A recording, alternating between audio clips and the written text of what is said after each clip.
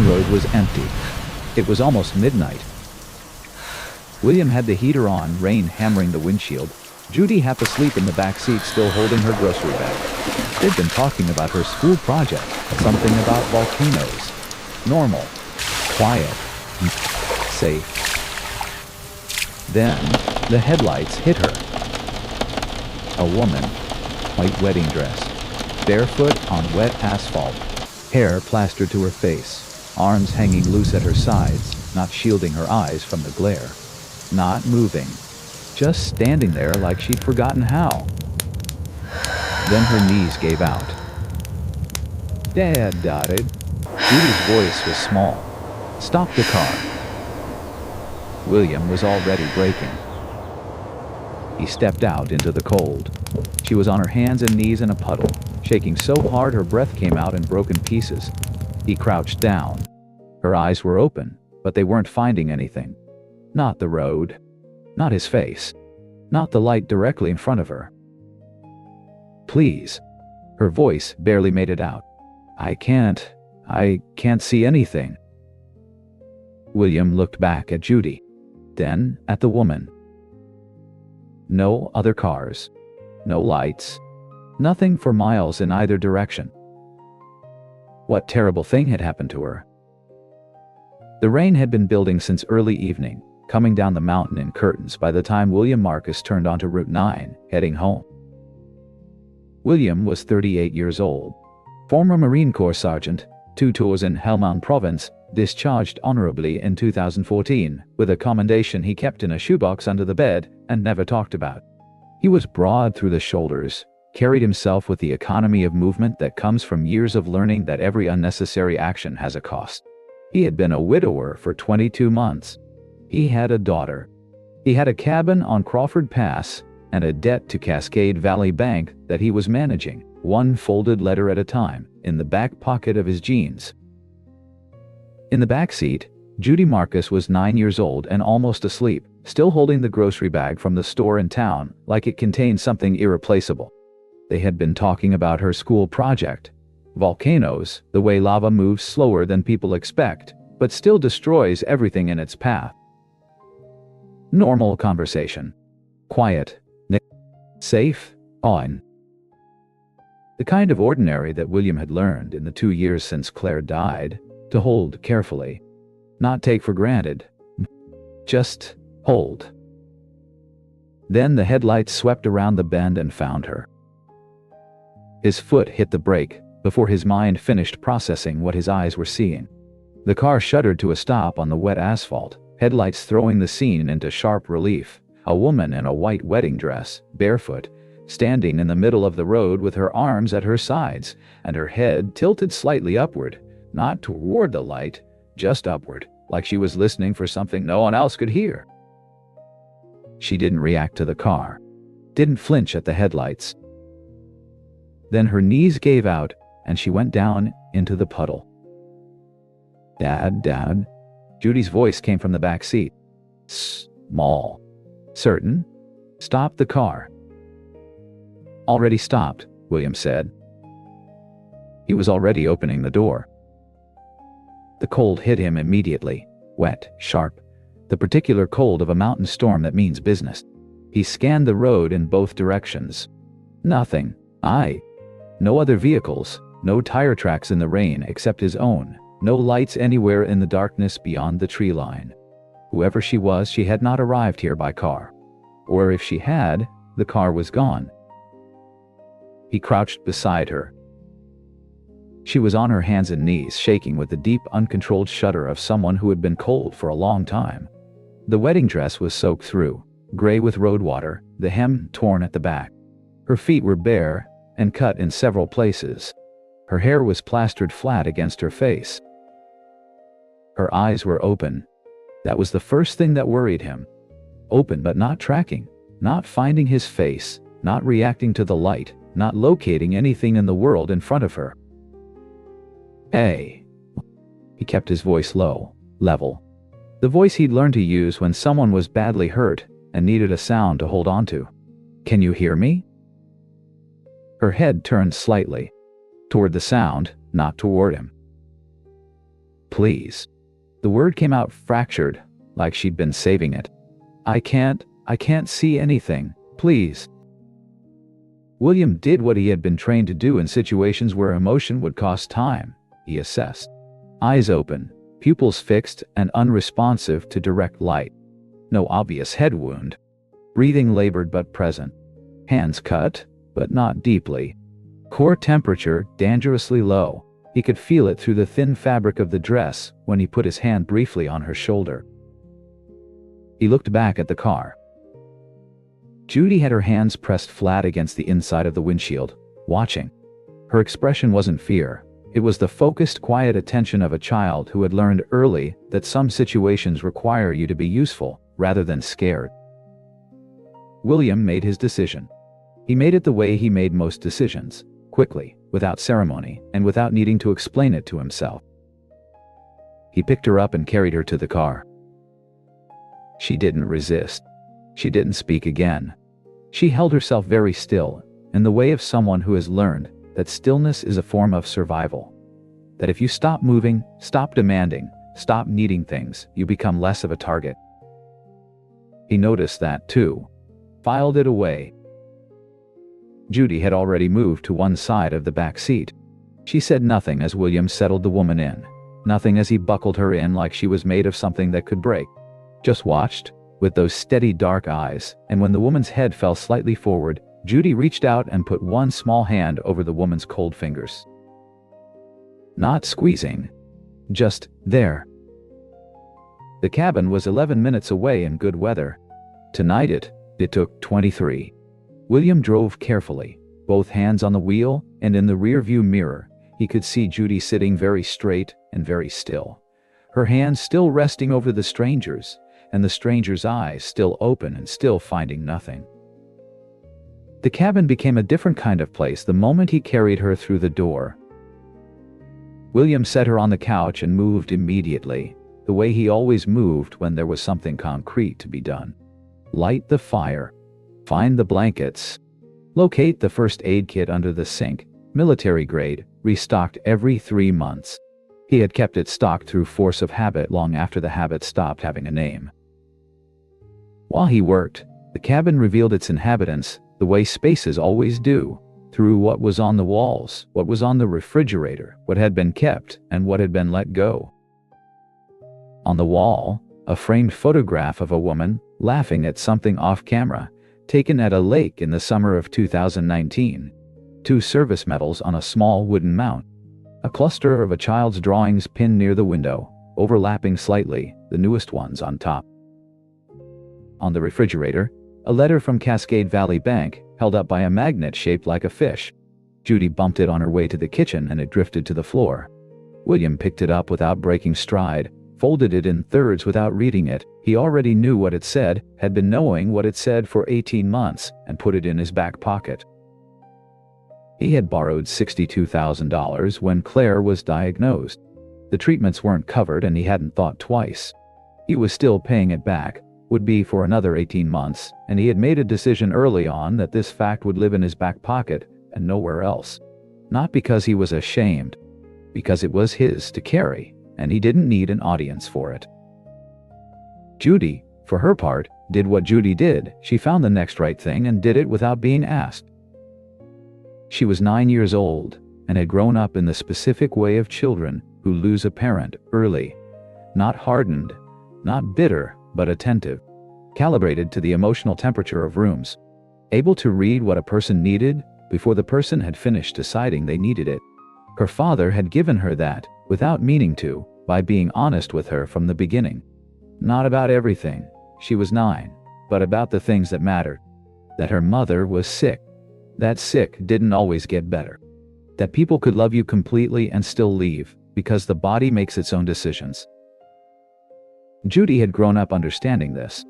It had not made her sad. It had made her present.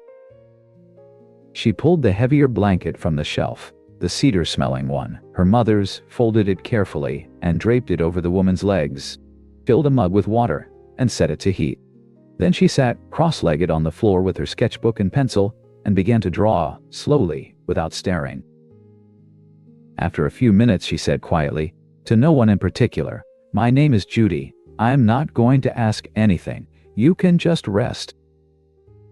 The woman on the couch didn't respond, but her hands, which had been rigid at her sides, loosened slightly on the blanket. William found the penlight in the first aid kit and crouched beside the couch. I'm going to check your eyes, he said. Stay still. He shone the light carefully. Both pupils responded, but slowly, unevenly, the left noticeably slower than the right. Not neurological, he said, mostly to himself. Then to her, chemical irritation. Your corneas were exposed to something. Rainwater mixed with an irritant, maybe airbag residue if there was an accident. Acute inflammation. It's recoverable, but you need to rest them. No rubbing, no light, no light. A pause. Then her voice, steadier than he expected. How long? Few days. Less if you're careful. She said nothing. She absorbed this the way certain people absorb hard news, not with visible feeling, but with a part of themselves that has already learned to hold difficult things without dropping them. No performance of courage. No asking him to soften it. Just taking the information and keeping it. He rinsed her eyes carefully with warm saline from the kit, layered clean gauze over both, secured the edges gently. Her hands stayed still through all of it. She didn't flinch. She's done this before, he thought. Not this, but something like this. Being tended to by someone she doesn't trust yet, in a place she doesn't know, with no control over what happens next. She's had practice at surviving that. The thought arrived without judgment. Just recognition. He had looked in that mirror before. He learned her name the following morning, when she was coherent enough to offer it, plainly, without preamble, the way she would state a fact in a meeting. She was Anna Reeves, 29 years old. Founder of Reeves Consulting Group, 43 employees, 14th floor offices, in a building she had chosen specifically because the elevator was slow and gave her time to think. She had built the company from 2 people and a shared desk by the time she was 24, and she had done it by being the person in every room who stayed longest and asked the questions no one else thought were worth asking. She had also, for the past 16 months, been engaged to a man named Vincent. She did not say his name that morning. She did not explain the dress, the road, the missing stone in the ring she was still wearing. William did not ask. He made coffee, set a mug near her hand, and went outside to fix the rotted step on the porch. The one that had flexed under his boot the night he carried her in, because there was a rotted step and it needed fixing, and he was the person who fixed things. Anna lay on the couch and listened. She could not see, but she could hear with a precision that blindness accelerates, the rhythm of his footsteps on the porch, methodical, unhurried. The sound of him measuring before he cut anything. The absence of muttering, of sighing, of the small performances of effort that people make when they want to be noticed working. She had been running her threat assessment since she regained consciousness, looking for the shape of the arrangement, the thing being built, because in her experience, and her experience was considerable, no one carried a stranger off a mountain road in a storm without wanting something in return. The question was only what and when they would get around to asking. She was still looking. She couldn't find it. The not finding was its own kind of unsettling. On the second day, Judy brought porridge and sat on the floor and told Anna about the stray cat that had started appearing at the cabin 2 months ago. Gray-eyed eye. One torn ear. Strong opinions about mealtimes. Dad won't let me name him, Judy said. He says if you name something you get attached. What do you think? I think I'm already attached. A pause. I call him Sergeant when Dad's not listening. Something shifted, briefly, in Anna's chest. Not warmth exactly. More like the memory of warmth. The reminder that it existed. Then, your dad, what does he want from me? Judy looked up. The question didn't translate. She turned it over, visibly, trying to find the version that made sense. He wants you to get better, she said finally. That's it. Anna said nothing. That evening, William brought dinner. He set the tray down, straightforward, no ceremony. Anna waited until she heard him about to leave. Why are you helping me? He stopped. I don't want anything, he said. You were in the road, in a storm. That's the whole reason. Nobody does something like this without a reason. Then you just met the first one. He left. Anna lay in the gauze dark and turned his words over the way she turned all words over, looking for the seam, the place where the performance cracked. She was very good at finding those places. She had built a career on it. She couldn't find it. And that, she thought, is the most dangerous thing that has happened to me all week. The storm passed. The mountain went quiet. William did not change. That was what she kept returning to, lying in the gauze dark while the days settled into a shape. He did not soften his voice when he brought meals.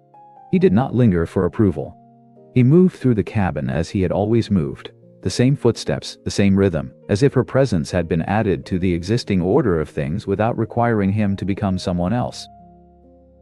She heard him, early one morning, replacing the rotted step he'd been working on. Measured, cut, fitted, tested. No audience required. That evening she heard him read to Judy, something about a fox and a long winter, his voice dropping 2 registers, slowing at the parts that mattered. Judy asked 3 questions. He answered every one. Then one morning she heard the phone call. The walls were thin. His voice, even controlled, carried. I need 2 more months. A pause. I understand the terms. Longer pause. Yes, I understand. 4 minutes. When it ended, the phone sat on the counter. One slow exhale. Then water running. He was doing the breakfast dishes. He was doing the dishes immediately after being told something hard about money. He doesn't let it show, Anna thought. Not because he's performing strength, because he genuinely doesn't think it's anyone else's problem to carry. She had never met a person like that. She had met people who performed that quality. She had learned over 16 months with Vincent to tell the difference between the performance and the thing itself. This was the thing itself. Later, she asked Judy about it, carefully, not wanting to press. Judy was quiet for a moment. Her pencil stopped.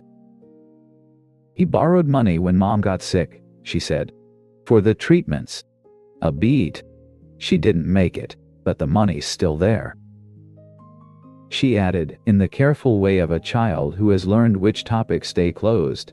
I know because the letter comes every month, and he always folds it the same way before he puts it in his pocket. Anna stared at the ceiling she couldn't see. The wall inside her chest, the one she had built in careful increments over 16 months, one small disappointment at a time, didn't fall. But something in it shifted. A hairline fracture. The kind that doesn't look like damage until the pressure changes and the whole structure has to be reassessed. He's carrying something real, she thought. And he's not using it. He's not offering it as currency, not laying it out so she'll feel obligated, not performing his suffering so she'll trust him faster. He simply had a hard thing and kept going and helped a stranger in a storm because that was what you did. She didn't have a framework for that. Every framework she had was built around the assumption that people acted from want. Remove the want, and she didn't know what was left. She was beginning to suspect the answer was this. She woke one morning before the cabin did. No footsteps. No fire. Just the pale press of early light through the window. She sat up, raised her hands to her face, hesitated for a long moment, longer than she expected to hesitate, then peeled back the gauze. The light hit her like something physical. She flinched, waited, tried again. Shapes swam into focus, blurred at the edges, bright in the center, but there. The window, the table, the mug with a spoon in it. Judy's drawings on the wall, overlapping, the newest ones on top. She stood, her legs held. 4 steps across the room, 4 steps back. No furniture caught her. No walls surprised her. Her vision was coming back. From the kitchen, Judy's voice drifted in, small, tuneless, humming something that wasn't quite any song Anna recognized. Outside, the sound of William splitting firewood. Steady, but unhurried. The rhythm of a person who has found a pace they can sustain. Tell him. Huh. The thought arrived clean. You can see. Tell him. And then immediately, quieter, and from somewhere lower down. If you tell him, this ends. She stood very still with both thoughts, and examined them honestly. The practical layer said, you have no car, no plan, nowhere to go yet. True enough, but not the real reason, and she knew it. The real reason was this. For however many days she had been in this cabin, William and Judy had looked at her, or in her direction, and seen only someone who needed help. Not Anna Reeves' net worth that made people's voices change when they learned it. Not the woman who was supposed to get married and ended up on a mountain road in the rain. Just a person. Hurt, cold, in need of basic care. She hadn't been seen that way since she was very young. She hadn't known, until this moment, standing barefoot in a stranger's cabin with her hands at her sides and her vision returning, how much she had missed it. How much she had been, without knowing it, hungry for exactly this. She wrapped the gauze back around her eyes. Lay down. Pulled the blanket to her chin. She knew exactly what she was doing. She had spent 16 months watching Vincent do versions of this, withhold, conceal, present only the face that served the moment. And she had hated every version of it. But Vincent had concealed things to take something. She was concealing because she didn't know how to be seen without armor. Because she had forgotten, somewhere in the last 16 months, that it was possible to be in a room with someone and not be building a defense at the same time. She knew the difference. It didn't make it right. It just meant the damage was her own. The afternoon it happened, the light was flat and gray. William was reading near the window. Judy was on the floor with her sketchbook. The cabin had settled into its particular afternoon quiet, the kind that feels almost domestic, almost like something that has always been this way. Then Judy's sketchbook slipped from her lap and hit the floorboards with a sharp crack. Anna's eyes tracked it. Not her whole head. Just her eyes. Beneath the gauze, a half-second of involuntary response, pupils pulling toward the sound before she caught herself and went absolutely still. Less than a second, i.e., gone before it fully registered.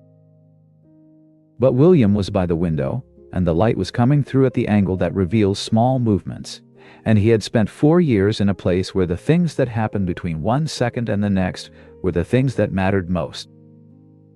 He saw it. He looked back at his book, turned the page. No harm done, he said to Judy, quiet and easy.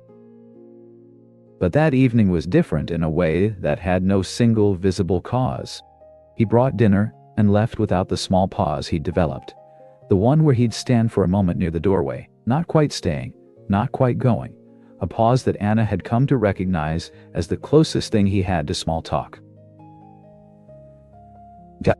That pause was gone. The space where it had been felt larger than it should have. Is something wrong?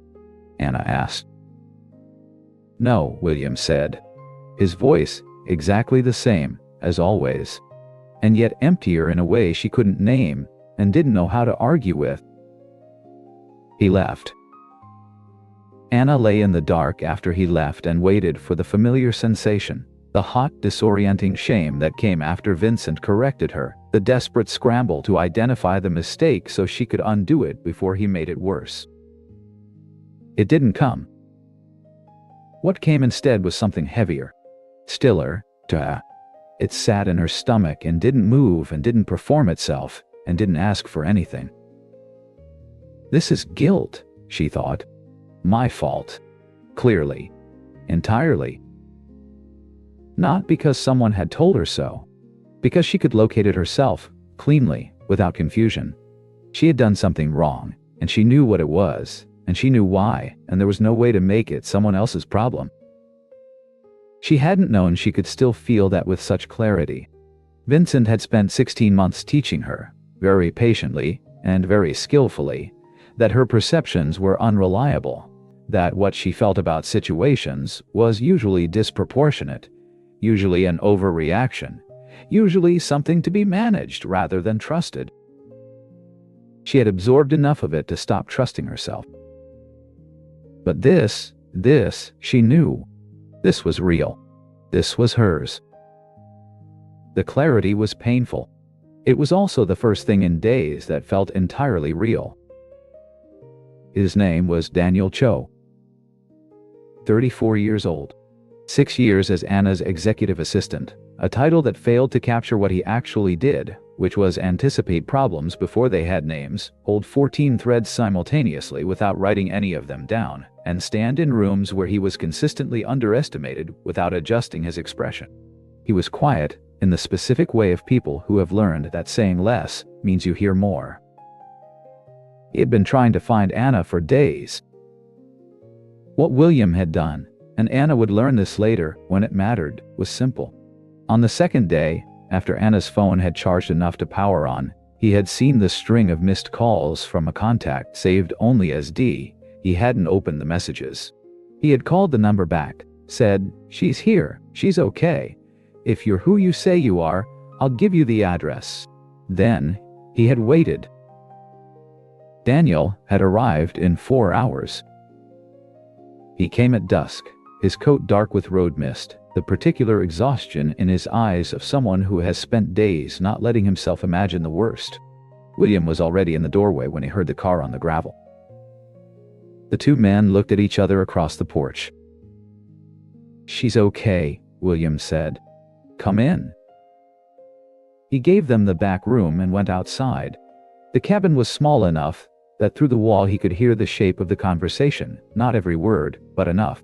He heard Vincent. He heard 4 months. He heard the particular quality of Anna's silence, which was not the silence of someone receiving news, but of someone receiving confirmation of something they had almost let themselves unknow. Daniel's voice was low and controlled, the voice of someone who has already processed the information, so the other person doesn't have to carry that weight too. He had the documents prepared 4 months before the wedding, Daniel said. The power of attorney, the notary was already waiting on the day. He didn't leave because you did something wrong, Anna. He left because you'd served your purpose. Silence. Then Anna, very quietly, "I know." Not "I know" like a suspicion confirmed. I know like something that had been sitting sideways in her chest for months, had finally settled into its correct position. The sound of a thing becoming true out loud that had been true in private for longer than she could admit. Daniel left an hour later. He didn't want to. She asked him to, and he respected it, because after 6 years he knew the difference between when she needed company and when she needed space to finish processing something that wasn't done yet. Anna sat alone in the back room. She breathed in, breathed out, did it deliberately, the way you do when the body needs reminding that it still knows how. She had spent months arranging the same questions in different orders. What did I miss? What did I do that made this possible? What could I have changed? She had turned them over so many times they had worn smooth, lost their edges, stopped cutting the way they used to. Now, for the first time, she set them down. Not because the pain was gone.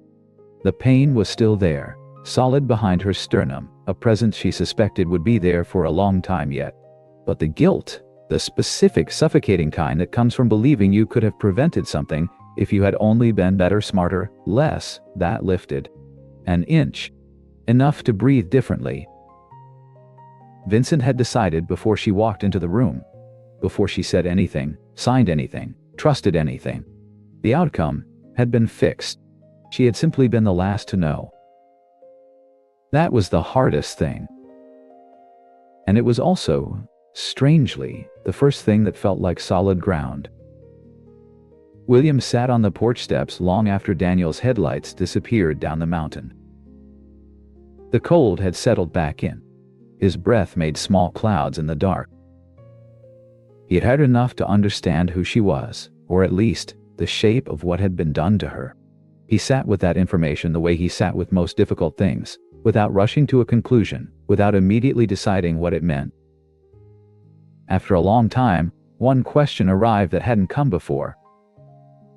If it had been me, dropped into something I didn't understand, unable to see, surrounded by strangers, would I have told the truth? He thought about the bank letters folded into his back pocket so Judy wouldn't see his face during the calls. The nights he sat on this exact step long after she was asleep, because sometimes the cabin had a shape he didn't know how to be inside. The honest answer was, maybe not. He sat with that. The porch light cast a long rectangle across the gravel. Inside, two kinds of quiet lived in different rooms. He sat between them and let the night do what nights do. She didn't sleep. The cabin was quiet, the way it only gets after midnight, the fire reduced to embers, the wind completely gone, the mountain perfectly still. Anna lay on her back and looked at the ceiling she could now see clearly, and thought about the fact that tomorrow she would leave. She unwrapped the gauze for the last time, folded it neatly, set it on the side table. Then she got up and walked into the main room. The fireplace held low orange light that made the world feel smaller and more manageable than it was. William was in the chair by the hearth, not reading, forearms on his knees, looking at something in the middle distance that wasn't in the room. He heard her come in. He didn't turn. This was the first time she had truly seen him, with working eyes, without the gauze between them. He was broader through the shoulders than she'd constructed him from sound alone. A scar ran along his left forearm, pale against his skin. His hair was cut close, graying at the temples, in the way that happens to people who have carried a specific kind of weight for a specific number of years. He looked like someone who had made peace with things. Not easily. Not all at once. But genuinely. Anna sat on the edge of the couch. "I recovered a few days ago," she said. "I know you know." "Yeah." Still not turning. Just the word, landing where it needed to. "I didn't hide it to deceive you." She had decided, in the hours of not sleeping, not to package this, not to sand the edges, or present the version that made her look better. "I hid it because I didn't know how to stay without a reason, and the only reason I had was my eyes." The fire shifted. A log resettled with a soft crack. "This is the first time someone took care of me without knowing what I have, without knowing who I am in any context that matters to people." Her voice stayed even. She had gotten good at keeping her voice even long before Vincent. "You saw someone who needed help, that was it, and I wanted to keep that a little longer." A breath. "I know it was selfish. I'm sorry." William was quiet for a long time. When he spoke, his voice carried the specific tiredness of someone who had hoped, without quite meaning to, that this time would be different. "I'm not disappointed because you lied," he said. "I'm disappointed because you had a chance to tell the truth and you didn't take it. You decided I would change if I knew, but you didn't give me the chance to prove you wrong." Anna's jaw tightened. "Would you have changed?" "I don't know." He looked at her then, fully, for the first time. Steady and direct, and without performance. "But now, I never will." He stood. "Leave in the morning," he said. "When there's light." He went to his room. The door closed with a soft, final click that was somehow worse than anything louder would have been. Anna sat alone by the dying fire. She waited for what always followed, the hot, disorienting shame, the frantic need to identify the mistake and erase it before the damage spread. With Vincent, every disagreement had ended with her holding the wreckage and trying to figure out how to make the room safe again. She had become very good at that.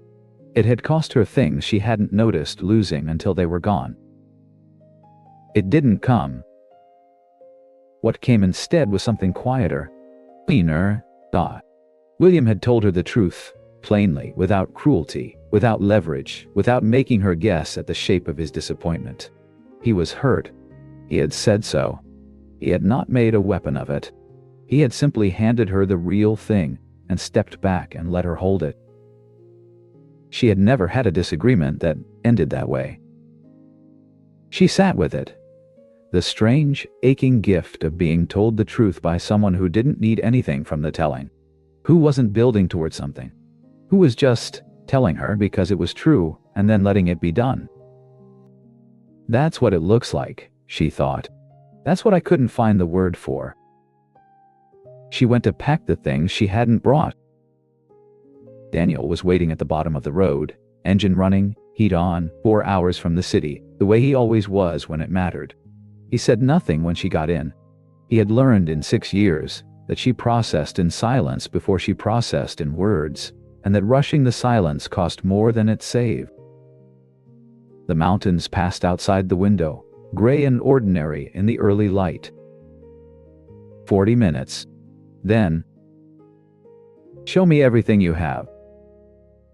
Daniel reached into the back seat.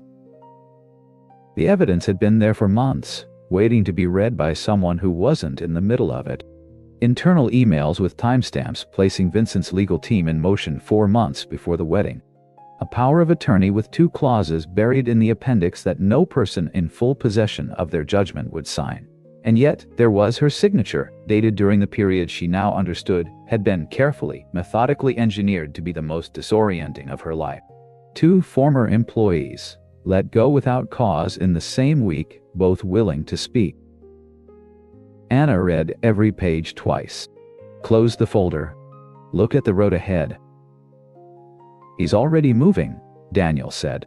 "His lawyers filed this morning, and someone leaked to the press. Female executive vanishes before wedding. They're painting you as unstable." "I know what he's building." "We should respond. Get ahead of the..." "No. By even mine. Certain. He built this so I'd be reactive.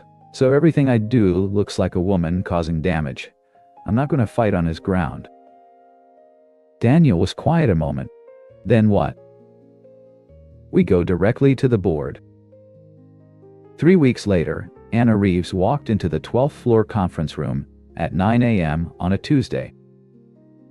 No lawyer, no handler, no statement distributed in advance. She opened her folder and began. She walked them through the documents in chronological order. The first email dated November 14th, legal team engagement December 2nd, the power of attorney drafted January 9th, 6 weeks before she signed it. The notary confirmed on standby for the wedding day.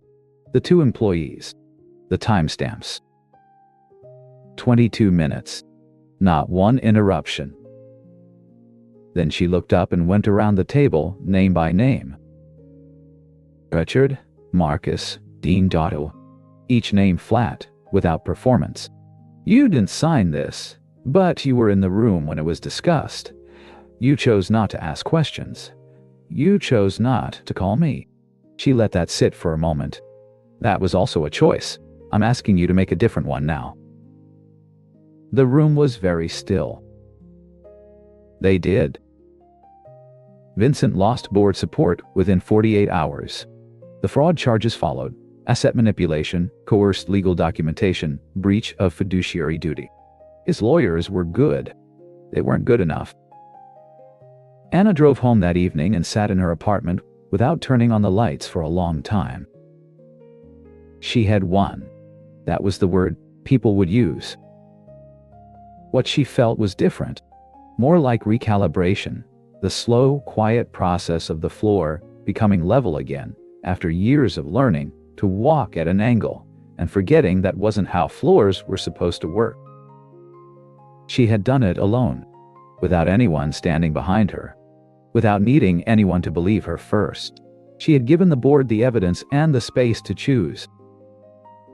"You didn't give me the chance to prove you wrong." She had given them the chance. They had proven it.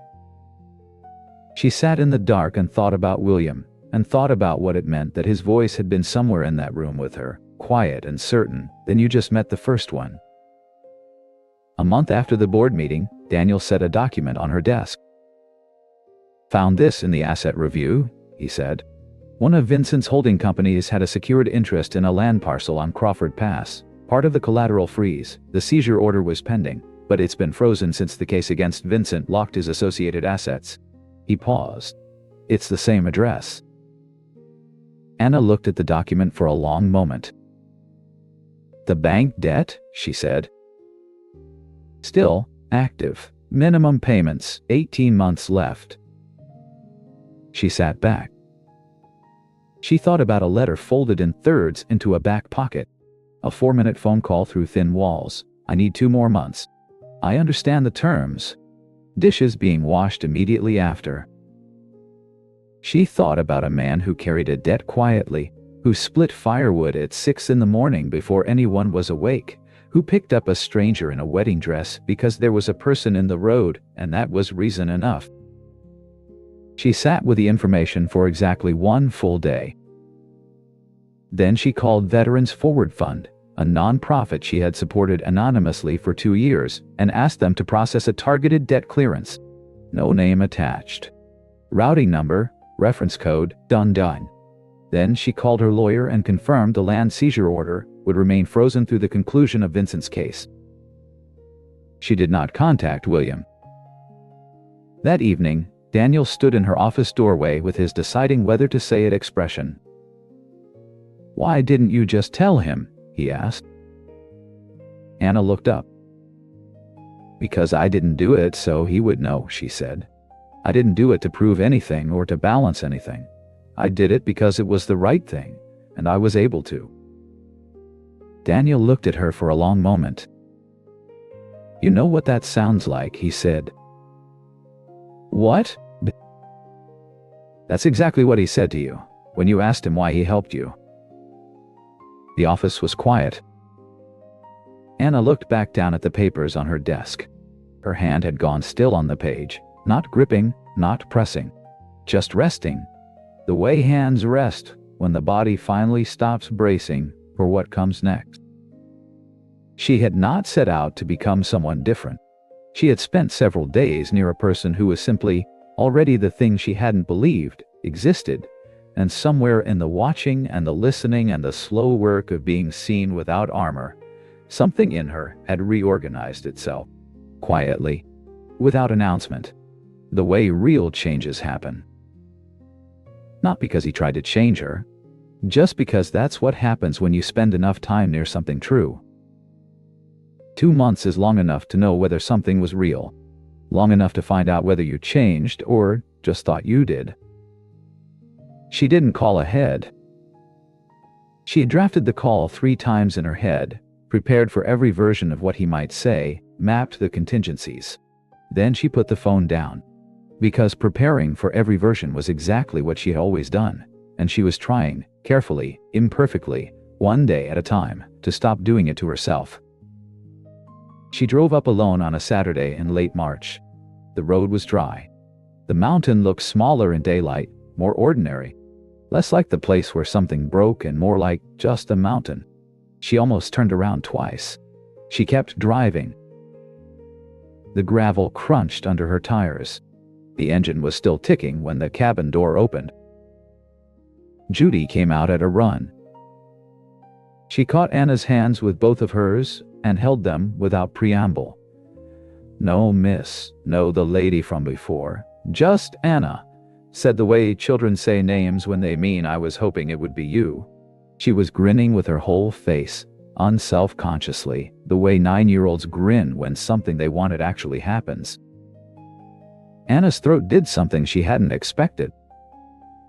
She didn't try to fix it. She looked up. William was in the doorway, one hand on the frame. He looked at her the way he looked at everything, fully, steadily, taking whatever time he needed before he decided anything. She walked toward him. "I'm not here to re-explain," she said. "I just want you to know I'm not doing that anymore. The hiding, with you or with anyone. He said nothing, still watching. I also know about the debt.